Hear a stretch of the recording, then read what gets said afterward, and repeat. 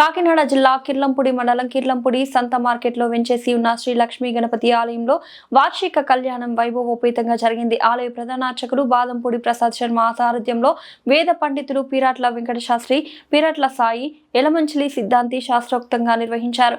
పుల్ల విశ్వనాథ్, కాశీ అన్నపూర్ణ దంపతులు పీటలపై ఆసీనులై కళ్యాణం నిర్వహించారు. కళ్యాణ వేడుకలు ప్రతిష్టాత్మకంగా నిర్వహించేందుకు ఆలయ కమిటీ భక్తుల సౌకర్యార్థం ప్రత్యేక ఏర్పాట్లు చేశారు. భీష్మ ఏకాదశి పర్వదినం కావడంతో ఆలయంలో స్వామి అమ్మవార్లకు పంచామృత అభిషేకం, కుంకుమార్చన, దీపాలంకరణ వంటి సేవలు నిర్వహించారు.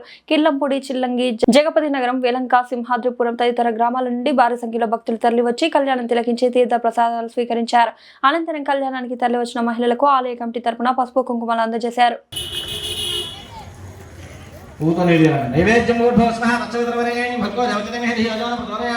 చిన్న పూతోటి నీళ్ళు వెళ్ళాలి అడ్డుపళ్ళు మీద.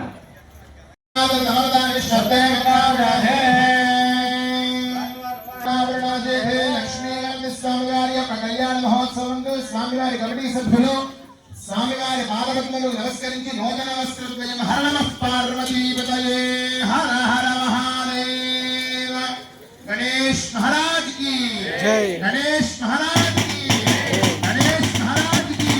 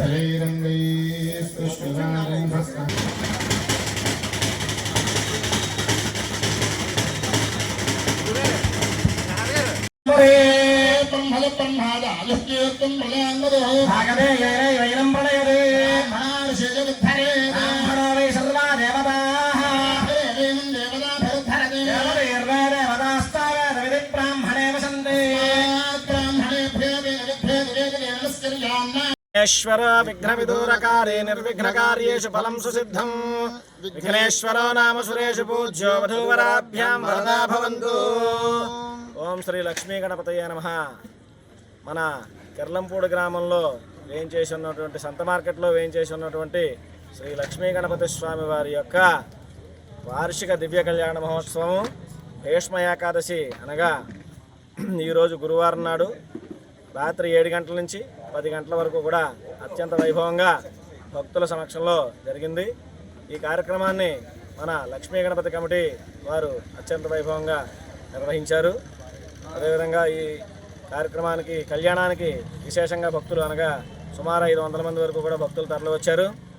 భక్తులందరూ కూడా మన కమిటీ వారు స్త్రీలకి రవికల మొక్క, గాజులు, పసుపు కుంకుమలు, లక్ష్మీదేవి డాలరు అందజేశారు. అదేవిధంగా భక్తులందరూ కూడా విశేషంగా ప్రసాదాలు స్వీకరించారు. స్వామివారి యొక్క అనుగ్రహాన్ని పొందారు. స్వస్తి.